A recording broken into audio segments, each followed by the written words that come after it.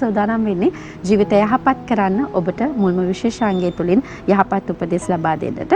දැන් සෞඛ්‍ය සම්පන්නව ජීවත් වෙන්න අපි හැමෝම කැමතියි. හැබැයි ලෝකයේ පුරාමට අපි ගත්තන් පස්සේ ජපාන් රටේ වෙසෙන පිරිස බොහෝ සෞඛ්‍ය සම්පන්නව ජීවත් වෙනවා සහ උන්ගේ ආයු කාලය හරිම දීර්ඝ කාලයක් උන්ට ජීවත් වෙන්නට අවස්ථාව සැලසෙනවා. දැන් මේ කාරණාත් එක්ක දැන් ගොඩක් වෙලාවට ලංකාවේ කෙනෙක්ගේ වයස අවුරුදු 76යි එතකොට 77යි අතර සීමා වෙන්න පුළුවන් කමක් ලැබෙනවා. ලෝකයේම ගත්තම අවුරුදු 71කට තමයි සූදානම් වෙන්නේ. සහ සීමාව තියෙන්නේ වගේම තමයි මේ ජපානයේ වෙසෙන පිරිසගේ ආයු කාලයේ විදිහට දක්වලා තියෙනවා වයස අවුරුදු 83 සහ 84 කියන කාල සීමාවන් තුල. ඉතින් ඒ නිසා ජපාන් රටේ මිනිස්සුන්ට සෞඛ්‍ය සම්පන්නව ජීවත් වෙන්න පුළුවන් වටපිටාව සැකසීලා තියෙද්දි ඇයි අපිට බැරි වෙන්නේ කියලා යම් තැනක ප්‍රශ්නයක් එන්නත් පුළුවන් නේද?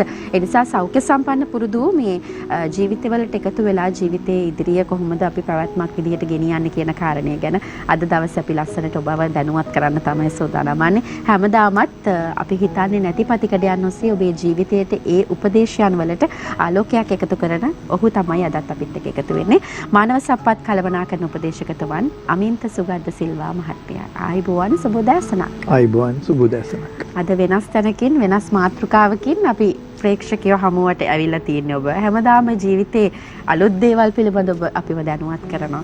ඇත්තටම මේ දැන් අපි වර්ණ විදිහට ජපාන් රටේ වෙසෙන පිරිස ජපානයේ ඉන්න මහජනතාවගේ ආයු කාලය හරිම දීර්ඝ කාලයක් වුන් ජීවත් වෙනවා මේත මහත්මයා. ඒකට හේතු කාරණා බවට පත් වෙන්නේ මොනවද කියන කාරණයක් එක්ක ගොඩාක් දේවල් අපිට හිතලා බලන්න පුළුවන්. පුංචි දරුවගේ ඉඳලා හොඳ සෞඛ්‍ය පුරුදුත් එක්ක ජීවිතේ යන විදිහට. ඒ නිසා මේ අදයි මේ වගේ මාතෘකාවක් ඇත්තටම තෝරගන්න හිතුවේ කියලා මට හිතෙනවා. එතනින් කතාව පටන් ගන්න. ඔව් දැන් ওই පරමාදර්ශී රටවල් විදියට සමාධි ලෝකේ අපි ගන්නවා ජපානයේ තමයි මුලින්ම ගන්නෙ. දැන් සැකසුරුවම්කම කියලා කියනවානේ 5S එක නිෂ්පාදනීය කොහොමද සැකසුරුවම්ම හදන්නේ කියන හැම සංකල්පයක්ම ජපානයෙන් ආපු සංකල්ප. ඒතර ඒ නිසා මේ පරමාදර්ශී රටක් විදියට තමයි මේ නවීන කාර්මික විප්ලවයත් එක්ක ජපානයේ ලොකු තැනක් තියෙනවා. ඒතර බිඳුවට වැටිලා ඉස්සරහට ආපු රටක්. ඒක තමයි ඔබ පළවෙනි ආපු ප්‍රශ්නෙට එක උත්තර. දෙක ඇවිල්ලා මේ සෞඛ්‍ය පුරුදු ගැන කතා කරනකොට ජපානයට මේ ශික්ෂණය ලැබුණේ බුදුදහමෙන්. ජපානයේ 80%ක්ම ඉන්නේ බෞද්ධයෝ. දැන් බුදුහාමුදුරුවෝ කියනවා ආරෝග්‍ය පරමාලාභා කියලා. එතකොට මේ උතුම්ම ධනය තමයි ඇවිල්ලා මොකක්ද? නිරෝගීකම තමයි උතුම්ම සැපත වෙන්නේ. ඒතර ඒක පදනම් කරගෙන තමයි ජපානය හැම දෙයක්ම හදලා තියෙන්නේ. බේස් කරගෙන තියෙන්නේ. අපි ලංකාවත් බෞද්ධ රටක්. ඒ වුණාට අපි එහෙම යන්නේ නැහැ. ඉතින් ඒ ගැන තමයි අපි හිතුවේ කතා කරන්න ඕනේ කියලා. මොකද හේතුව වෙලා තියෙන්නේ ගොඩක් වෙලාවට අපි සමාධි අපිට තියෙන දේවල් ගැන අපිට ඇත්තටම ගැලපෙන්නේ ආසියාවේ තියෙන සංකල්පත් එක්ක යන එක. නමුත් අපි ගොඩක් වෙලාවට උත්සාහ කරනවා බටහිර සංකල්පත් එක්ක යන. නමුත් අපි සංස්කෘතිය සහ ආගමික බැඳීමත් එක්ක යනකොට අපිට ළඟ තියෙන්නේ ජපානය, ඉන්දියාව වගේ සංස්කෘතියත් එක්ක. ඉතින් ඒ නිසා අද මාතෘකාව අපි විදිහට තෝරගන්නවා. එතකොට මොනවද ඇත්තටම මේ දැන් ජපානි පිරිසට පුළුවන් වෙන්නත් අපිට බැරි වෙන්නත් බෑ. හැමෝම මිනිස් වර්ගයා විදිහට කරන්න පුළුවන් සීමාවන් සහ ඒ පහසුකම් මතින් වෙනස් වෙන්න පුළුවන්. හැබැයි යම් තැනකදී අපිටත් වෙනස් වෙන්න පුළුවන්. මොනවද ඇත්තටම මූලිකවම සැලකිලිමත් කරගෙන සහ ඔය සෞඛ්‍ය සම්පන්නව බොහෝ කාලයක් ජීවත් වෙන්නට ජපාන් රටේ පිරිස එකතු කරගෙන තියෙන දේවල් මොනවද? පළවෙනි කාරණේ තමයි යහපත් ලෙස ආහාර ගැනීම කියන එක. දැන් අපේ පුරුද්දක් තියෙනවනේ සමාධිය අපි ගියාම ටක් ගාලා සිරිපාද කන්ද වගේ වේදා ගන්න ඕනේ. තියෙන ඔක්කොම දා ගන්නවා. එතකොට eat smartly කියලානේ කියන්නේ. අපි එහෙම කරන්නේ දැන් සාමාන්‍යයෙන් අපි හෝටලයකට වගේ ගියාම මම දැකලා තියෙනවා මම ඒක නිරීක්ෂණය කරලා තියෙනවා පිටරට ඉන්න කට්ටිය කරන්නේ ඉස්සලම S2කින් මේ තියෙන මෙනු එක කන්න මොනවද තියෙන්නේ කියන එක පණිවිඩයක් යවනවා මොලේට මම මොනවද කන්නේ අපි එහෙම නෙමෙයි දැක ගමන් තියෙන කොම් බෙදාගෙන යනවා ඊට පස්සේ භාගයක් විසි කරනවා ඉතින් අපේ ජපානයේ එහෙම නෙමෙයි ඒගොල්ලෝ සාම්ප්‍රදායික ආහාර රටාවන් එක්ක ඒ කියන්නේ සොයා බෝංචි මුහුදු මාළු මුහුදු ආහාර එළවලු වගේ දේවල් තමයි වැඩිපුරම අරගන්නේ. කියන්නේ ඒ වගේ දේවල් වලට තමයි වැඩිපුරම යන්නේ. ඊළඟට ඒගොල්ලෝ කන ප්‍රමාණය සමාධිය මෙතනදී කියනවා යම් පොඩ්ඩක් අඩුයිලු කනවා. ගොඩාක් කන්නේ නැහැ. එතකොට ක්වොලිටි එක ගැන තමයි ඒගොල්ලෝ හිතන්නේ. දැන් අපි හිතන්නේ ක්වොන්ටිටි ගැන. බත් ගොඩාක් තිබ්බේ නැත්නම් අපිට නිකන් හිතට හරි නෑ වගේ. පුංචි කාලේ ඉඳලා කියනවා ගොඩාක් කන්න ඕනේ කියලා. පෝෂණය පැත්තකින්. කමක් නෑ. ගොඩක් කෑවට කමක් නෑ. අපි ගොඩක් දුවන්න ඕනේ. ගොඩක් ඇඟේ ශක්තිය වැය කරන්න. ඉස්සර කාලේ එහෙම කරානේ අපේ කට්ටිය නේද? දැන් එහෙම වෙලා නෑනේ. අපි ටීවී එකක් ඉස්සරහට ගිහලා වැඩ ඇරලා ගෙදර ගියාම පැය 3-4ක් ටීවී එක ඉස්සරහා අපි ඉන්නේ. එතකොට අපි සක්‍රිය නැහැ. ඉතින් ඒ නිසා අපිට ලෙඩ රෝග ඇති වෙන්න පුළුවන්. ඒතර පළවෙනි කාරණය තමයි යහපත් ලෙස ආහාර ගැනීම කියන කාරණය. යහපත් ලෙස ආහාර ගැනීම කියන කාරණේ හරි. දැන් ඊළඟට ගොඩක් වෙලාවට වෛද්‍යවරුන් පවා නිගමනය කරනවා මේ ව්‍යායාම පිළිබඳව. ඇත්තටම දැන් ජපාන් රටේ පිරිස අපි දකිනවා මේ සාමාන්‍යයෙන් අපේ රටේ අවුරුදු 60 70 වෙන පිරිස සාමාන්‍යයෙන් බස් එකකවත් යන්නේ ගොඩාක් අපහසුතාව මැද. හැබැයි අපි දකිනවා ජපාන් රටේ මිනිස්සු වයසට ගිහිල්ලත් තමන්ගේ බයිසිකලෙන් උනත් වැඩ කරගන්න පිරිස අපි දැකලා තියෙනවා. දැන් එහෙම කාල සීමාවකදී මේ ව්‍යායාම කියන එක කොහොමද සෞඛ්‍ය සම්පන්නව ජීවිතය ඉදිරියට යන්න අපිට උපයෝගී කරගන්න පුළුවන් වන්නේ? අපි ඇත්තටම තරුණ වයසේ ඉඳලම අපි පොඩ්ඩක් කම්මැලිනේ. අපි හැදිලා තියෙන විදිය වෙන්නේ නැතිනේ. කොහොමද මේ කාරණේ ගැන කතා කරන්නේ? ඒක තමයි දැන් ලංකාවේ ජපාන් කාර් වැඩිනේ. ජපාන් වාහන ලංකාව වැඩි. දැන් ජපාන්ට වඩා වැඩිපුර තියෙනවද කියලා හිතෙනවා සමහරලාට. හැබැයි එහෙම තිබ්බට ජපාන් ජාතිකෝ වැඩිපුරම කැමතියි කියලා කියන්නේ මේ බස් එකේ කෝච්චියේ පොදු පහසුකම් වල මෙට්‍රෝ එකේ යන්න. ඒගොල්ලෝ කැමතියි. හැබැයි අපි කරන්නේ ඒක අනිත් පැත්ත. ඊට පස්සේ මොකද කරන්නේ? මේගොල්ලෝ බස් එකෙන් බැහැලා පොදු ප්‍රවාහණයෙන් බැහැලා ඊටු ටික පයින් යනවලු. අර පයින් යන කාලය සීමාව තුළ ඒගොල්ලෝ යම්කිසි ශක්තිය දහනය කිරීමක් කරගන්නවා. දැන් ජපානයේ සමාධි මං අහලා තියෙනවා ඉස්කෝලේට කිලෝමීටර් ගාණක් දුර යන්න බෑ එයාට. ළඟම පාසල හොඳම පාසල ලංකාවෙත් ඔක දාන්න ආවා. ඒක කෙරුණේ නැහැ. ඉතින් ළමයා ඉස්කෝලේට යන්න ඕනේ පයින්. ළමයා ඉස්කෝලේට යන්න ඕනේ පයින්. එතකොට අපේ ගමේ පාසල හදලා තියෙනවා අවශ්‍ය පහසුකම් ඔක්කොම ටික තියලා. එතකොට ළමයා යන්නේ පයින්. එතකොට ළමයා අනවශ්‍ය විදියට බස් වලින් ගිහිල්ලා කෝච්චියෙන් ගිහිල්ලා එහෙම යන්නේ නැහැ. එතකොට දවසට කිලෝමීටර් 2-3ක් ඒ ළමයි පයින් යන්න හදලා තියෙනවා. දැන් මට මතකයි මම ඉස්කෝලේ යනකොට මම කිලෝමීටර් 4-5ක් අපිට බස් තිබුණේ නැහැ. පයින් ගියේ. ඒ නිසා මේ කකුල් දෙක ශක්තිමත් කියලා මට හිතෙනවා දැන් ඉන්න කට්ටියට. රාජකීය විද්‍යාලයට ආවේ. මම ගියේ හිමයි කිලෝමීටර් 4ක් විතර වාහන පහසුකම් තිබුණේ නැහැ. අපි පයින් ගියේ. ඉතින් අපි කොතෙක් දුරට අපි ශ්‍රී ලාංකිකයෝ විදිහට පයින් යයිද? මම අහලා තියෙනවා සමහරලාට කියනවා ඔබ බස් එකේ ගිහිල්ලා බස් හෝල් දෙකක් ඉස්සරහින් බැහැලා ඊටු ටික පයින් යන්න. නැත්තම් බස් හෝල් දෙකක් විතර ගිහිල්ලා ඉවරලා බැහැලා එන්න කියලා. ඉතින් අපි ඒක කරන්නේ නැහැනේ. ලිෆ්ට් එකක් තියෙනවා නම් පඩි පෙරවල් තට්ටු 3ක් තියෙනවා නම් ඒක නගින්න කියලා. මට මතකයි මම රාජ්‍ය ආයතන ළඟදී ගියාම සමාධිය ඒකේ පඩියෙන් පඩිය දාලා තියෙනවා. ඔබ පඩි පෙළ නගිනකොට ඔබගේ කැලරි ප්‍රමාණය අඩු වෙනවා. ඒ මට හරි හැඟීමක් ආවා. එතන මේ වගේ දෙයක් තමයි සිද්ධ වෙන්න ඕනේ. මහා ලොකු කැලරි ප්‍රමාණයක් අඩු වෙන්නේ නැහැ. නමුත් අපිට අඩු කරගන්න පුළුවන්. මොකද අපි අර සිරිපාදේ කන්ද වගේ බෙදාගෙන කන જાතියක් නිසා. දැන් ඊළඟ කාරණය විදිහට අපිට දකින්න පුළුවන් අපි ගොඩක් වෙලාවට හරි බිසි ලයිෆ් එකකට අපි කැමති නෑනේ. අපි බලන්නේ කොහොම හරි කරලා Taman රාජකාරියට ගියාත් ඒ වැඩේට ඇත්තටම අවම කාලෙකින් පොඩ්ඩක් මොන හරි කරලා සැලරි එකක් විතරයි නැත්නම් අපි කියන ඔය පඩියක් විතරයි අපි බලාපොරොත්තු වෙන්නේ මාසිකව දීමනාව විතරයි. ඒ නිසා මේ කාර්යබහුල ජීවිතවලට අපි කවුරුත් කැමති නැති. ලංකාවේ හැදලා තියෙන විදිහ වෙන්නේ නැති. මොකද මේ වැඩ කරන්න මහන්සි වෙලා වැඩ කරන්න අපි කැමති නැහැ. ඉක්මනට අපි වැඩේ කරලා ඉවර කරගන්න තමයි බලන්නේ. හැබැයි දැන් ඔබ ඔය කියන සෞඛ්‍ය සම්පන්නව ජීවත් වෙන ජපාන් රටේ පිරිස අපි දකිනවා හරිම කඩිසරයි හරිම කාර්යබහුලයි. ඔවුන්ගේ ජීවිතේ වැඩිපුරම කරන්නේ හරි කලබලෙන් වැඩ කරනවා හරිම පිළිවෙලකට. මොකද්ද අපිට එතනින් ගන්න තියෙන උපදෙස? නෑ ඒක උනේ ඇවිල්ලා ජපානයේ දෙවෙනි ලෝක යුද්ධයෙන් පස්සේ බිඳුවට වැටුණානේ. බිඳුවට වැටුනම සමාධි හැම කෙනාම හිතාගත්තා අපිට රජයෙන් කිව්වා ඔයගොල්ලන්ට වැටුපක් දෙනවා. හැබැයි ඔයගොල්ලෝ පැයක් දෙකක් වැඩිපුර වැඩ කරන්න ඕනේ කියලා. හැබැයි දැන් අපේ වෙලා තියෙන ලංකාවේ උදේ 8ට පටන් අරගෙන 5ට කිව්වත් අපේ කට්ටිය සීට් එකට එන්නේ 9 මාරට. එතකොට අපේ අවශ්‍ය දේවල් වෙන්නේ නේ 3:45 වෙනකොට අපි යන්න ලෑස්ති වෙලා. මම දැකලා තියෙනවා සමහර ආයතනවල මේ 4:45 නම් ඔෆ් වෙන 4 මාරේ දලා කට්ටිය ඇඟිලි තියාගෙන ලෑස්ති වෙලා ඉන්නවා. දැන් ජපානයේ එහෙම නැහැ. ඉතින් ඒ නිසා තමයි අද ඒ රට දියුණු වෙලා තියෙන්නේ. දැන් බලන්නකෝ 50 ගණන් වල ලංකාව දෙවෙනි ආසියාවේ දෙවෙනිම ධනවත්ම රටනේ. දැන් අපි කොතනද ඉන්නේ? පල්ලෙහාන් දෙවෙනි තත්ත්වයට ගිහින් ඉන්නේ දුප්පත්ම රට විදියට පත් වෙලා තියෙන්නේ මේ අපේ තියෙන ඍණාත්මක ආකල්ප නිසා. එතකොට අපි මොකද කරන්නේ? අනිත් කාරණේ තමයි දැන් 80 ආරම්භයේ 70 අගභාගයේ ඉඳලා අපිට ටීවී එක ආවා. ඊට පස්සේ මොකද උනේ? අපි අර කාර්යක්ෂමතාවය කියන එක අඩු කරගත්තා. එහෙම නෙමෙයි අපි එළියට පාළියට කියන සෙනසුරාදී ඉරිදාවක ෆිල්ම් එකක් බලන්න අපි දැන් ඔක්කොම එකතු වෙලා ඉන්න. නමුත් අපි ඉස්සර කරේ එහෙම නෙමෙයි. ඉස්සර මීට වඩා සෞඛ්‍ය සම්පන්න වෙලද මට මතකයි අපේ පොඩි කාලේ දීවැඩියා සායනයට යන්නේ ටිකක් අවුරුදු 50ක් 60ක වැඩි ඒ ගමේ ඉන්න අපේ ගමේ ඉන්න ටිකක් සල්ලි තියෙන කට්ටිය. දැන් අපි හැමෝටම තියෙනවානේ මටත් තියෙනවා. තරුණ වයසේ මේ පුංචි ඔක්කොම ඉස්කෝලේ යන තියෙනවා. දරුවන්ට ඒ වෙලා තියෙන අපේ නිවැරදි ආහාර පුරුදු සහ සෞඛ්‍ය පුරුදු අපි අනුගමනය කරපො නැති නිසා. ඉතින් අපිට තියෙන කාලය අපි කළමනාකරණය කරේ නැහැ සමාජය. අපි හිතනවා අත්තම තමයි අපි ඉතින් බස් එකේ ගිහිල්ලා එනවා කියන්නේ ලොකු අමාරු වැඩක් තමයි.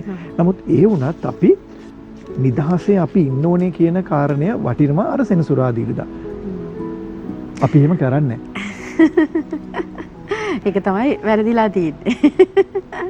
සෞඛ්‍ය සම්පන්නව ටිකක් කාලයක් ජීවත් වෙන්න නැත්නම් ආයු කාලය වැඩි කරගන්නට ජපාන් රටෙන් උපදෙස් ලබා දෙනවා විතරක් නෙමෙයි මේවා ක්‍රියාත්මක කරන එක ඔබ සතු වගකීමක්. ඒ නිසා තමයි මානව සම්පත් කළමනාකරන උපදේශකතුමා නමින්ත සුගත සිල්වා මහත්මයාත් එක්ක අපි කතා බහ කරන්නේ කොහොමද මේ සෞඛ්‍ය සම්පන්නව බොහෝ කාලයක් ජීවත් වෙන්නට ජපාන් රටේ පිරිස භාවිතා කරන ඒ රහස් මොනවද නැත්නම් ඒ ක්‍රියාවන් මොනවද කියන කාරණේ. දැන් අපි ලංකාවේ ගොඩක් පුංචි බබෙක්ට උනත් ෆෝන් එකක් උනත් දෙන්න හරි අපි බයයි. අපි එහෙම කැමති නෑ මේක වැරදි දේවල් වලට යොමු කරගනී කියලා. හැබැයි ඔබ ඔය කියපු මෙට්‍රෝ එකේ යනකොට බස් එකක යනකොට ගොඩක් වෙලාවට ජපාන් රටේ මිනිස්සු ඒ තාක්ෂණය භාවිතා කරමින් යනවා. ඕන් ජීවිතේ මොකක් හරි දෙයක් කරනවා. ඒ කියන්නේ හරි කාර්යබහුල ජීවිතයකදී ඕන් ඒකටත් පුංචි වෙලාවක් වෙන් කරගන්න. දැන් මේ මොළයට මේ ව්‍යායාමයක් ඕන් ලබා දෙනවා. ඒ කියන්නේ පුංචි හරි මම දැකලා තියෙනවා එක්තරා සමාජ මාධ්‍යයක මේ දාලා තිබුණා ජපාන් රටේ විවේක කාලයක් දෙනවා කියලා රාජකාරී කරන අතරතුරේදී තමන්ගේ මොළය වෙහෙසලා පොඩි නිින්දකට යන්න පොඩි නැප්පැකකට යන්න ඕනි කියලා මම දැකලා තිබුණා. දැන් එහෙම අවස්ථා තියෙනවා. දැන් මොළයට මේ ව්‍යායාමය අපේ සෞඛ්‍ය සම්පන්න විදිහට යනකොට ගොඩක් වැදගත්කමක් වෙනවද අපිට? නෑ අපේ ලංකාවෙත් ඔය මොළයට පොඩි විනාඩියක් දුන්නකම සමහර අපේ කට්ටිය කරන්නේ ෆෝන් එක බලද්දී. ඒක නෙමෙයි වෙන්නේ ඇත්තටම. දැන් ජපානයේ ක්‍රමයක් තියෙනවානේ විනාඩි 45ක් වැඩ කරලා විනාඩි 5ක බ්‍රේක් එකක් තමයි ඔය කියන කතාව. සමහරට පැයක් වැඩ කරලා විනාඩි 5ක බ්‍රේක් එක කියන කතාව මේ බ්‍රේක් එක මම මේ අතරම ඔයා කියන දේ මම ෆොටෝ එකක දැක්ක. ඇත්තට ඒක පොඩි නැප් එකක් දෙනවා. ඉතින් ඒක තමයි වෙන්න ඕන දේ. දැන් මේ අතිධාවනකාරී දැන් අපේ උනත් පැය ගාණක් බස් එකේ ඔෆිස් එකට ගිහින් ඉවරලා ඉතින් අපි හැමෝම බලන්නේ නැප් එකක් දාන්න නෙමෙයි ලොකු නිින්දක් දාන්න. ඉතින් එහෙම නෙමෙයි. ඉතින් අපි මේක කල්පනාකරණය කරගන්න. මොකද කාර්යක්ෂමතාවය කියන එක අපේ ඵලදායීතාව ප්‍රොඩක්ටිවිටි එක අපේ වැඩි කරගන්න ඕනේ. ඉතින් ජපානි කට්ටිය කරනවා කියලා කියන්නේ විලා කාඩ් සෙල්ලම් කරනවා මේ සුදුකු වගේ සෙල්ලම් කරනවා. දැන් අපි බලන්න ඈත අතීතයේදී අපේ කට්ටිය දාම් සෙල්ලම් කරා නේද? දාම් කරා ඊළඟට කැරම් ගහනවා මේ ඒ කියන්නේ මේ දාම් සෙල්ලම් කරනකොට මේ ඉක්ත මෙහි ඉඳලා අරහෙට ගෙනියන්න ලොකු සැලැස්මක් කරනවා. මේ මනස වෙහෙසන්න ඕනේ ගොඩක් වෙලාවට. ඉතින් ඒ තුළ ලොකු චින්තන විප්ලවයක් දැන් එහෙම කරන්නේ නැහැනේ. අපි ඉතින් අර මේකින් තමයි ගහන්න හදන්නේ. එහෙම බෑ සමාධිය. දැන් ඒක තමයි වෙලා තියෙන්නේ. අපි සංසන්දනාත්මකව බැලුවම අපි පොඩ ඇඟපත තියෙන කට්ටිය වෙන්න පුළුවන් ජපාන. නමුත් කාර්යක්ෂමතාවය සහ කඩිසර බව සහ ඒ කියන්නේ යම්කිසි අපි කොම් පැයකට කරන වැඩ ප්‍රමාණය ගත්තොත් ඵලදායීතාව ජපානයේ මං හිතන්නේ 5 ගුණයක් විතර වැඩි අපිට වඩා. ඒ කියන්නේ අපි මේක කළමනාකරණය කරගන්න දන්නේ නැති කාරණේ. සෞඛ්‍ය සම්පන්න ජීවිතයකට නිරෝගීව ඉන්න අපිට මේ දේවල් කොතරම් උපයෝගී කරගන්න සහ ඉවහල් වෙනවද කියන කාරණේ ඔබ හිතලා බලන්න. විශේෂයෙන්ම දැන් ජපාන් රටේ අපි දැක්කම රාත්‍රී ආහාරය හෝ දැන් අපි කියමු ආහාර ගැනීම පවුලක් තුලින් එකතු වෙනකොට අපි දකිනවා ඔබ ඕනතරම් ඔය නාට්‍යයන් වලදී විවිධ දේවල් වලදී ඔබට ඒව දකින්න අවස්ථාව ලැබෙනවා. දැන් සමාජයේ තියෙන අන්තර්ජාල පහසුකමුත් එක්ක ඔබට ඕනතරම් දකින්න අවස්ථාව ලැබෙනවා. මේ පවුලක් කොතරම් එකතුයිද? පවුල් පසුබිම තුලින් දරුවන්ගේ ජීවිතවලින් කොයි විදිහටද ඉදිරියට යන්නේ කියන කාරණේ. මොකද ඒ කියන ඒ පුරුදු ඒවත් එක්ක පුංචි කාලේ ඉඳලාම දරුවෙකුට ලබා දෙන දේවල් ජීවිතේ වැඩිවියට පැමුණුනාම නැත්නම් වැඩිහිටි පාර්ශවයේ බවට පත් වුනාම කොතරම් ඉවහල් වෙනවාද කියන එක අපිට දකින්න අවස්ථාවක් ලැබිලා තියෙනවා. ඒ නිසා මේ හොඳ පවුල් පසුබිමක් කොහොමද අපිට සෞඛ්‍ය සම්පන්නව ජීවිතය ඉදිරියට යන්න වැදගත් වෙන්නේ? ඒක තමයි ඉස්සර තිබුණනේ සමාජය. දැන් මේ 80ට ඉස්සෙල්ලා දශකයේ තුල කාලය තුල ඕක තිබුණා. ආච්චිලා සීයලත් එක්ක එකතු වෙලා අපේ පොඩි දරුවෝ ටික ආච්චිලා සීලාගෙන් තමයි බණ කතාවක් හරි කතාවක් හරි ඉස්සර කාලේ මෙහෙම ගියා පුතේ වගේ කියලා ඉවර අතිශයෝක්තිය තමයි. ඒ වුණාට අර ඒ ළමයි ඒ ට්‍රැක් එකේ ගෙනිච්ච දැන් අද ළමයි බලන්න දැන් අද හැදෙන ළමයි ටික සමාධි බැලුවම ටිකක් වෙනම ලෝකෙක ඉන්නවා වගේ තමයි අපිට පේන්නේ. මොකද ඒගොල්ලෝ කොයි වෙලාවෙත් අර 5G තාක්ෂණයත් එක්ක තමයි ඒගොල්ලෝ හඳට යන්න හදනවා. ඒකෙන් වෙන තැනකට යන්න. නමුත් ඇත්තටම ඒගොල්ලෝ පොළවේ පය ගහලා හිටියට මේ මනසින් පොළවේ නෙමෙයි ඉන්නේ. ඉතින් ඒක තමයි මෙතන තියෙන කාරණය. ඊට පස්සේ අර පෞල් පසුබිම කියලා කොහම දැන් අපි මෑතක් වෙනකම් අපේ තිබුණ අපි රැයට කන්නේ එකට එකතු වෙලා. නමුත් අපේ තියෙන දේවල් එක්ක අපේ තියෙන සමාජ රටාවන් එක්ක අපිට මොකද වෙලා තියෙන්නේ දරුවෝ වෙන වෙනම කනවා. නමුත් එහෙම නෙමෙයි. මට මතකයි අපි පොඩි කාලේ අපි එකට රැ කනකොට තාත්තා අහනවා මොනවාද අද උනේ? මොකද්ද වෙච්ච දේ? අම්මා මොකද දන්නවද මේක? අර එතන තමයි වටිනාම තැන. තීරණ ගන්න තැන. ඒ තත්ත්වයට ඇති කරගෙන. නමුත් දැන් එහෙම වෙලා නැහැ. සමහරට තාත්තා රෑ වෙලා ඉන්නේ. නැත්නම් අම්මා රෑ වෙලා ඉන්නේ. දරුවෝ රෑ වෙලා ඉන්නේ. ඒතකොට අර 5 දෙනාම මම 5 දෙනා කියලා අපේ පොළේ 5 දෙනෙක් නිසා එකතු වෙලා ඉන්න හැමදාම එකතු විය යුතුයි. දැන් ජපානයේ තත්ත්වය එහෙම නෙමෙයි. පුළුවන් තරම් ඒගොල්ලෝ උත්සාහ කරනවා එකට ආහාර ගැනීම රැට විශේෂයෙන්ම. එතනදී තමයි අර පෞල්ලි ගොඩක් දේවල් කතා කරන්න පුළුවන් කළා. නමුත් සමහර වෙලාවට දරුවන්ට අම්මා තාත්තව බලන්න හම්බ වෙන්නේ නැහැ. ඉතින් ඒ නිසා මේ දුරස්ථභාවයක් ඇති වෙනවා. නමුත් ජපාන් සංස්කෘතිය තුළ ඒ දුරස්ථභාවය නැහැ. හැබැයි මේක ඇති වෙලා තියෙන බෞද්ධ ධර්මයත් එක්ක ඇවිල්ලා තියෙන්නේ. ඉතින් ඒ නිසා අපි ඒවා ගන්න වෙනවා. මේ සරල ජීවන රටාවට අපි යා යුතු වෙනවා. කොවිඩ් එකේදී අපි ඔය කිව්වට අපි කරා නේද? අපි දැන් අමතක කළා. දැන් අයිත් අපි උඩාල්ලගෙන හඳාල්ලන්න යනවා. අපිට මතක තියෙන්නේ නේද? දැන් හොඳ සෞඛ්‍ය සේවාවක් ඕනනේ. සෞඛ්‍ය සම්පන්නව කෙනෙක් ජීවත් වෙන්න හොඳ සෞඛ්‍ය සේවාවක් අවශ්‍යයි. සමහර විට ඔබ මේ කියන කතාවේදී ඔබට කියයි කොහොමද අපි සෞඛ්‍ය සම්පන්නව ජීවත් වෙන්න? අපිට පහසුකම් නැහැ, බෙහෙත් ටිකක් නැහැ වෙලාවට, වෛද්‍යවරයෙක් මුණ ගැහෙන්න යන්න අපිට පහසුකම් නැහැ, ආර්ථිකයෙන් තියෙන ප්‍රශ්නත් එක්ක කියලා. එහෙම ප්‍රශ්නයක් එන්න පුළුවන්. හැබැයි අපි දැක්කා කොවිඩ් කාලේදී ජපානයේදී ක්‍රියාත්මක වෙච්ච විදිහ, උන්ට ලබා දීපු පහසුකම්, ලබා දීපු සහනයන් පිළිබඳව, හොඳ සෞඛ්‍ය සේවාවන් පිළිබඳව අපි දැක්කා. අදටත් දකිනවා අපි මේ විදිහේ සේවාවන් ඔවුන්ට වර්තමානයේදීත් ලබා දෙනවා. අපිට කොවිඩ් කාලේදී යම් මට්ටමකට ලැබුණත් ඒ ඉන්න අනතුරු ඒ දේවල් අපි දැක්ක අතරම අපිට ලැබුණේ නැති කාල සීමාවක්. හැබැයි හොඳ සෞඛ්‍ය සේවාවන් ලබා ගැනීම, හොඳ සෞඛ්‍ය සම්පන්න ජීවිතයකට කොතරම් වැදගත් වෙනවද? අපිට නැති ජපාන් රටට තියෙන දෙයක් ගැන අපි කතා කරන්නේ වර්තමානයේදී. අනිවාර්යයෙන්ම දැන් ජපානයේ 90%ක්ම සෞඛ්‍ය පහසුකම් රජයෙන් ලබා දෙනවා. අපිත් මං හිතන්නේ ගොඩාක් දුරට ලැබෙනවා. නමුත් අර මේ තියෙන තත්ත්වෙත් එක්ක සමාධිය ඔව් දැන් මේ තියෙන තත්ත්වේ පොඩ්ඩක් මේ ටෙස්ටිං ටයිම් එකක් නෙමෙයි, සංක්‍රාන්ති සමයක්නේ. එහෙනම් අපි මොකද කරන්න ඕන? ජපානයේ අත්දැකීම් අරගෙන අපි ඉස්සර මතකද කොවිඩ් එකේදී අපි තැම්බුම් හොද්ද, පස්පංගුව, කුරුඳු තේ, වෙනිවැල් ගැට, ලුණු කැඳ, කොළ කැඳ ඔක්කොම කොත්තමල්ලි ඔක්කොම පාවිච්චි කරා. දැන් අමතකයිනේ. දැන් අර රජයට හැම දෙයක්ම දෙන්න බැහැනේ සමාජයේ මේ තියෙන තත්ත්වෙත් එක්ක. හරි මම මේ කතාව මෙතෙන්ට ගන්න උත්සාහ කරන්නේ අපි දැන් අවුරුදු 3කට ඉස්සෙල්ලා ගත්ත දේවල් ටික ගන්න. මොකද ඔබ තුල ප්‍රතිශක්තිකරණය තියෙනවා නම් ඔබට එතකොට කොහිටවත් යන්න උවමනාවක් වෙන්නේ නැහැ. ඔකට ඔබතුමා පහුගිය වැඩසටහනකදී කිව්වා සිස්ටම් චේන්ජ් කරන්න කලින් ඔබ වෙනස් වෙලා බලන්න කියලා. ඔව් ඒක තමයි. දැන් අපි ගොඩක් කරලා දැන් මම උනත් දැන් ඔබත් කිව්වා 90%ක් ජපානයේ හැමදේම ලැබෙනවා. නමුත් අපිට මේ වෙලාවේ 90%ක් නොලැබෙන්න පුළුවන්. ඉතින් මට මතකයි මම ඊ උනත් අපේ නෝනට මම කිව්වා අපේ ගෙදර ඔක්කොම දැන් කැස්සෙන් බිරිස්සාව ඇවිල්ලා මම අද උදේ කිව්වා දැන් අන්න පරණ විදියට ඉඟුරු ටිකක් අපිට හැමදාම අපි ගෙදර යනකොට බොන්න දෙන්න ඉඟුරු ටිකක් වෙනිවැල්කට කොත්තමල්ලි ටික අපිට බොන්න දෙන්න තැම්බොන් හොද්දා හදලා දෙන්න කියලා මම අද උදේ අපේ නෝනට කිව්වා. ඉතින් මම කියන්නේ අන්න එතනට අපි යා යුතුයි. අපේ ප්‍රතිශක්තිය කරන්නේ මේ බටහිර රටවල් වගේ නෙමේ සමාධිය. අපිට හොඳ නැවුම් දේවල් තියෙනවා අපිට දෙයනේ කියලා අපි ස්වභාවික කෘත්‍රිම කාරක දාන්න නැතුව අපිට හදා ගන්න දේවල් තියෙනවා. පෙරදිග ධාන්‍යාගාරය අපි. ඔව්. ඉතින් එහෙම කෙලිවර වෙලා අපි අර අජිනමොටෝ එක එනකන් බලාගෙන ඉන්න බෑ ආහාර රස කරගන්න. ඉතින් ඒ නිසා අර දේවල් අපි මතක් කරගන්න. අපි දන්නේ නැහැ අනාගතේ මොනවා වෙන්න වේද කියලා. ඉතින් ඒ නිසා අපි අපේ දේවල් එක්ක අරගෙන යන තරමට අපිට ජයග්‍රහණය කරන්න පුළුවන් අවස්ථාව වැඩි කියන එක අදහස්. සෞඛ්‍ය සම්පන්න ජීවිතයකට මේ බෙහෙත් හරියට වෙලාවට ලැබෙන එකවත් අපි හරියට පවුලත් එක්ක එකතු වෙලා අපි උණු වතුර ටිකක් පීලා හුමින් එකවත් ලස්සනට ජීවත් වෙලා හරි අපිට ලෙඩක් දුකක් නැහැ කියලා ගානට වෙලාවට වෛද්‍යවරයෙක් හම්බ වෙලා මුණ ගැහිලා ඉන්න එකවත් නෙමෙයි මං හිතන්නේ. මොකද පිරිසිදුකම කියන එක ගොඩක් වැදගත්. දැන් මටත් වාසනාවක් තිබුණා ජපාන් රටට යන්න. ඒ පිරිසිදුකම අපි දැකලා තියෙනවා. ඔබතුමාටත් ඒ අවස්ථාවන් උදා වෙලා තියෙනවා. දැන් එතකොට අපි ලංකාවේ ටොෆි කොලයක් බිම දැම්මත් අපිට ඒක එච්චර ගාණක් නැහැ. හැබැයි අපි වෙනත් රටකට ගිහිල්ලා ඒ රටේ පිරිසුදුකමත් එක්ක අපි හුරු වෙනවා. ඒ රටේ පිරිසුදුකමට පාරේ දූවිලි නැති විදිහට අපි. හැබැයි ලංකාවේ අපිට ඒක එච්චර ගාණක් නැති වෙලා තියෙනවා. හැදිච්ච විදිහත් එක්ක වෙන්නේ නැති. හැබැයි පිරිසුදුකම තමයි ප්‍රධාන වශයෙන්ම මම හිතන්නේ මේ සෞඛ්‍ය සම්පන්න ජීවිතයේ ඉදිරි පැවැත්මට ප්‍රධාන පුරුකක් බවට පත් වෙන්නේ පිරිසුදුකම කියලා විශ්වාස කරනවා. ජපාන් රටේ සෞඛ්‍ය සම්පන්න වෙන්නේ ඇත්තටම ඔවුන්ගේ පිරිසුදුකමද උපයෝගී වෙලා තියෙන්නේ. දැන් අපි අහලා තියෙනවනේ මේක ඒගොල්ලෝගේ පාරේ බත් දාගෙන උනත් කන්න පුළුවන් කියලා කියනවා අපේ භාෂාවෙන්. ඒක තමයි පිරිසුදුකම පොඩි පන්ති ඉඳලා උගන්වනවා. දැන් ටොයිලට් එක හදන්න, ටොයිලට් එක පිරිසුදු කරන්න මේ පොඩි පන්ති ඉඳලා සමාධි උගන්වනවලු. ඒතර තමන් දැන් අපිට වෙලා තියෙන අපි දැන් අපි පාවිච්චි කරන টয়ලට් එක තමයි ඉස්කෝලේ කියලා හිතන්නකෝ. දැන් ගෙදර නම් අපි කොහොමද අපි ඒක පාවිච්චි අපි කොහොමද පිරිසිදු කරගන්න වෙනවා අනිවාර්යයෙන්ම නේද?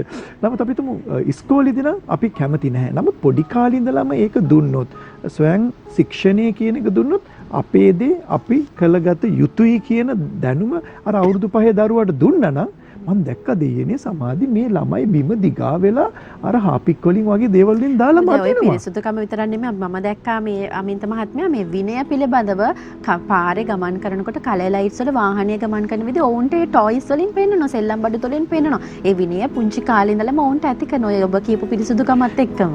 ඒක තමයි අර වෙලා තියෙන දැන් අර ශික්ෂණය කියන එක දරුවට චුටි කාලේ ඉඳලා දුන්නොත් මේක වෙන්නේ. දැන් මම ඉස්කෝලේ රාජකීය විද්‍යාල ළඟදී උසස් පෙළ පන්ති වල වැඩසටහනකට ගිය වෙලාවේදී මම මගේ පුතාගේ පන්තියට මම ගිහලා දේශනය කරු මං කිව්වා පුතේ ළමයි 50 දෙනෙක්ට මං කිව්ව දේ තමයි ඔන්න දැන් අපි පන්තිය සුද්ධ කරලා ඉවරයි. හැබැයි අද ඉඳලා ඔගොල්ලෝ සුද්ධ කරන්න ඕනේ පන්තිය කියලා. ඉතින් ඒක වෙලා තිබුණා සමාධි. අන්න එතනයි වැඩේ වෙලා දින. අපි කොතනදී හරි නායකත්වයේ දී යුතුයි. අපි වින්පස් සුද්ධ කරන්නේ නැහැ. ඉතින් මම කියලා ආවේ ඉස්කෝලේ ඇරලා යනකොට ඔබ ළඟ තියෙන කොලේ අරගෙන ඩස්බින් එකට දාලා යන්න. චූටි දේවල් ටික අපි හරි කම්මැලිනේ.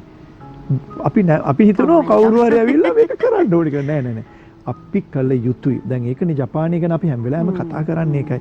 පිරිසුදුකමද මට මතකයි මම ඩුබායි ඉන්න වෙලාවකදී ලංකාවේ ඉන්න මාධ්‍යවේදියෙක් ආවිල්ලා මගෙන් සිගරට් එකක් බොන්න අරගෙන ඉවරලා මගෙන් ඇහුවා දැන් මම බට් එක දාන්න මෙහෙ පුළුවන්ද කියලා. මම ඇයිව ඇහුවේ කියලා නෑ නෑ මම සිංගප්පූරුවට ගිය වෙලාවේදී මට දාන්න දුන්නේ නෑ කියලා. අන්න එතන තමයි වැදගත්ම කාරණේ. ඉතින් අපේ රටේ එහෙම එකක් නෑනේ නේද? ඕන තැනක උසික අපිට උසි කියලා අපිට විසි කරන්න පුළුවන්. ඉතින් ඒ නිසා අපි දැන්වත් අපි හදාගන්න වෙනවා අපේ දරුවෝ ටික.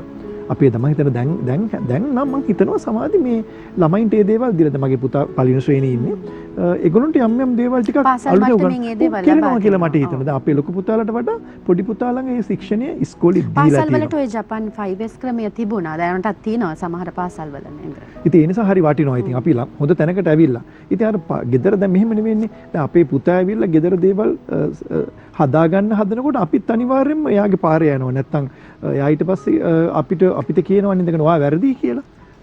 චුටි එක්කෙනානේ කියන්නේ. ඉතින් ඒ නිසා මම කියන්නේ මේ දේවල් පිරිසිදුකම කියන එක අනිවාර්යයෙන්ම අපිට එන්න ඕනේ. දැන් අපි ගොඩක් වෙලාවට අපි කරන දෙයක් තමයි සමාධිය. තව වැරද්දක් තමයි අපි හිතනවා මේ හවසට තමයි ඇඟපත හොදලා ඉන්න ඕනේ කියන එක. එහෙම නෙමෙයි. හැබැයි මම හිතන්නේ උදේ අපි ගෙදරින් එළියට යනකොට අපි අනිවාර්යයෙන්ම පිරිසිදුලා යනවා. අපි ලස්සන මේකප් එකක් දාගෙන යනවා. ඒ වගේම අපි හොඳට පිරිසිදු ඇඳුම් අඳින්න, පිරිසිදුව ඉන්න ඊළඟට හොඳ ඩියෝඩරන්ට් එකක් පාවිච්චි කරන්න හොඳ පර්ෆියුම් එකක් ගණන් වෙන්න ඕනේ. අපි ගොඩක් කරලා ගණන් එක එහෙම නෙමෙයි. පොඩි ඒ වගේ දේවල් ටිකක් අරගෙන අපි යන්න අපිට පුළුවන් විදියට. පිරිසුදුකම ගොඩක් වැදගත්. හැබැයි ලංකාවේ අපි දකිනවා හැමතැනම කුණු දාන කාලයක් වෙවිලා තියෙන්නේ නේද? ගෙවල් වල ප්‍රශ්න ඇති වෙලා තිනවා පිරිසුදුකමත් එක්ක කුණු දාන්න එපා කියලා බෝඩ් ගහන මට්ටමට පවා පැමිණිලා තියෙන. හැබැයි ඔබ වෙනත් රටක් අධ්‍යයනය කරලා බලන්නේ රටවල් වල තියෙන පිරිසුදුකමට මහ ජනතාවගේ දායකත්වය තමයි ලැබිලා තියෙන්නේ. ඉතින් ඒ නිසා අපිට එකවරක් නෙමෙයි දෙවරක් නෙමෙයි තුන්වරක් නෙමෙයි 100,000 වතාවක් හිතන්න තමයි මේ කාලේ ඇවිල්ලා තියෙන්නේ. ඉතින් ජපාන් රටේ පිරිසට සෞඛ්‍ය සම්පන්නව ජීවත් වෙන්න ඔය කියපු රහස් නැත්නම් ඔය කියපු ක්‍රියාමාර්ග තමයි ඕන් උපයෝගී කරගෙන තියෙන්නේ. ඉතින් ඒ නිසා මං හිතන්නේ හරි පුංචි රහස් කිහිපයක් තියෙන. ඒ නිසා මේ දේවල් අපිට එකතු කරගන්න පුළුවන්. අවසන් වශයෙන් අපි මොනවද කියන්න තියෙන මහ ජනතාවට? ඔව් ඒක තමයි දැන් ඔය කිව්ව එකටම එකතු කරන්න දැන් ජපානයේ වගේම අපේ රටට පිරිසුදු මේ වාතලයක් තියෙන්නේ හොඳ පරිසරයක් අපිට බිසි නැහැනේ. දැන් ඔන්න ළඟදී බලන්න ඉන්දියාවෙන් අපිට ආවන එකපාරට වායු අපිට ඉන්න බැරි වුණානේ. ඉතින් හිතන්නේ ඉන්දියාවේ මිනිස්සු කොහොමද ඉන්නේ කියලා. ඉතින් ඒ නිසා එහෙම වෙලා නැහැ. මේක නිදානයක් උඩ අපි ඉන්නේ. එතකොට මේ සුන්දර රටක් අපිට තියෙන. ඉතින් ඒ නිසා සමාධිය අපි මේක තේරුම් අරගෙන අපිට යන්න වෙනවා. දැන් ගොඩක් වෙලා අපේ රටේ මිනිස්සු ජීවත් වෙන්න තමයි කන්නේ. එහෙම නෙමෙයි නේද? කෑම සඳහා ජීවත් වෙන්න එපා. අවශ්‍ය ප්‍රමාණය ගන්න. දැන් අපේ බෞද්ධ දර්ශනයේ විදිහට ආහාර වේල් දෙකයිනේ ගන්න කියන්නේ උදේ 6 සිට 12 වෙනකම්. ඉතින් පස්සේ කෙටි ආහාරද අපි එහෙම නෙමෙයිනේ. අපි දැන් මතකනේ සමාධිය අපිට කියන විදිහ නේද? අපිට උදේ වරුවේ කන්න කියනවා කවුරු වගේද? කුමාරයෙක් වගේ නේද? ඒතර දෙවෙනි දවල් ආහාරය ගන්න කියලා කියන්නේ කවුරු වගේද? රජ කෙනෙක් වගේද? දෙවෙනි ආහාරය රජෙක් වගේ, තුන්වෙනි ආහාරය හිඟන්නෙක් වගේ කන්නේ. ඉතින් අපේ කට්ටිය මොකද කරන්නේ? තුන්වෙනි ආහාරය තමයි රජෙක් වගේ කන්නේ. ඊට පස්සේ ඒ කාපු ගමන් නිින්දට යනවා. ඊට පස්සේ උදේට අපි මොකද කරන්නේ? ව්‍යායාම කරනවා. හැබැයි අර කරන්න ඕන ඩැමේජ් එක වෙලා ඉවරයි. ඇඟට වෙන්න ඕන ඩැමේජ් එක වෙලා. ඉතින් ඒ නිසා මතක තියාගන්න අපිට දැන් අපි ජපානය ගැන ගන්න ඉස්සෙල්ලා අපිට ගොඩක් දේවල් තියෙනවා මේක අරගෙන යන්න ඉස්සරහට. ඉතින් අපි ඒක අරගෙන අපි කරා සමාධි. එහෙම කාලයක් තිබුණා නේද? අපි කරා අපි කොවිඩ් එකේදී අපි කරා. ඒ ටික අපි කරමු. හරි. ඉතින් මේ උපදෙස් ලබා දෙන්නේ අපේ රට ලෝකයේ ලස්සන කරන්න වගේම ඔබේ ජීවිතය යහපත් කරගන්න නිරෝගීව කොහොමද සෞඛ්‍ය සම්පන්නව බොහෝ කාලයක් ජීවත් වෙන්න අවශ්‍ය නැහැ කියන තැනකට එන්න එපා. හරි ලස්සනට තමන්ගේ ජීවිතේ ලැබිලා තියෙන කෙටි කාලේ බොහොම ලස්සනට මේ දේවල් එකතු කරගෙන ඔබේ ජීවිතවල දරුවන්ගේ ලෝකයට ලස්සන ආලෝකයක් බවට පත් වෙන්න පුළුවන්කමක් ලැබේවි කියන විශ්වාසයෙන් තමයි මේ ගැන අපි කතා කරන්නේ. අමින්ත සුගත සිල්වා මහත්මයාව සම්බන්ධ කරගෙන ඔබේ ජීවිතයට තවත් උපදෙස් ලබා ගන්න පුළුවන්. දුරකථන අංකය මතක් කරන්නම්. 0.774යි 41යි 66යි 55 0.774යි 41යි 66යි 55 තමයි දුරකථන අංකය. බොහොම ස්තුතියි අදත් ජීවිත යහපත් කරන්න ඔබතුමන්ගේ නිවැරදි මඟ පෙන්වීම සහ උපදෙස් වලට. අද දවසේ අපිත් එක්ක එකතුනේ මානව සම්පත් කළමනාකරණ උපදේශකතුමන් අමින්ත සුගද්ද සිල්වා මහත්මයා. බොහොම ස්තුතියි ඔබතුමන්ට අද දවසේ අප සම්බන්ධ වුණාට. ආයිබෝවන් සුබ දවසක්. සුබ දවසක්.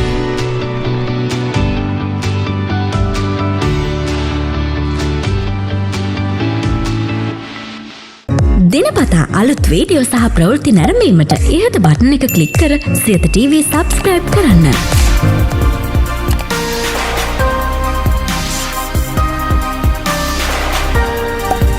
අලුත් වීඩියෝ ගැන මුලින්ම දැනගන්න මෙම සීනුව ක්ලික් කරන්න.